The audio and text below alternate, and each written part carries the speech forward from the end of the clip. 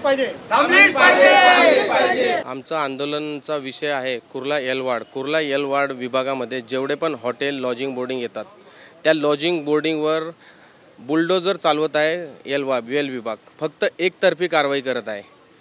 Lodging बोर्डिंगच्या बाजूला 3-3 माळ्याचे सर्व गाळे अनधिकृत बांधकामं झालेली आहेत, परंतु बाजूला 20 स्ट्रक्चर आणि त्याच्यामध्ये फक्त एकच लॉजिंग बोर्डिंग डेमॉन्स्ट्रेशन करत आहे, ते पण बुलडोजर लावून। तर आमचा मुद्दा आहे की डेमॉन्स्ट्रेशन करण्याचं कारण काय? एकतर्फी कारवाई का करत आहेत तुम्ही? जर तुम्हाला आमचं लॉजिंग बोर्डिंग जर तुम्हाला अनधिकृत दिसत आहे तर बाजूचे गाळे तुम्हाला अनधिकृत दिसत आहेत की नाहीत? आणि फक्त लॉजिंग बोर्डिंग ह्या व्यवसायावर तुम्ही कारवाई करण्याचं कारण काय? चांदिवलीमध्ये असलेल्या लोकांवर बेरोजगारी निर्माण झालेली आहे। आत्तापर्यंत त्यांनी 10 ते 15 बांधकामे पूर्ण जमीनदोस्त केलेली आहेत। अशी कारवाई आम्ही आमच्या जन्मामध्ये कधी बघितलेली नाही। हे कारवाई करण्याचे कारण काय?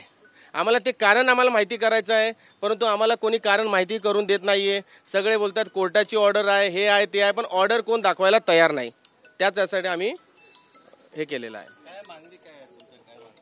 आमची मागणी अशी आहे की आमच्यावर आम्ही परवानगी समजा नाही दिली, आम्हाला सगळ्यांना ॲडजस्ट करून बांधकाम सगळे झालेले आहे आणि आमच्यावर जे अन्याय होत आहे तर आमच्यावरच अन्याय कशाला?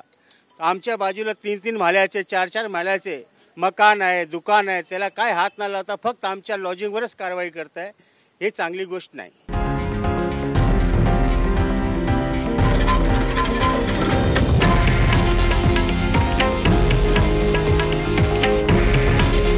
हे आहे देशातील नंबर 1 न्यूज नेटवर्क आणि आपण पाहत आहात TV9 मराठी।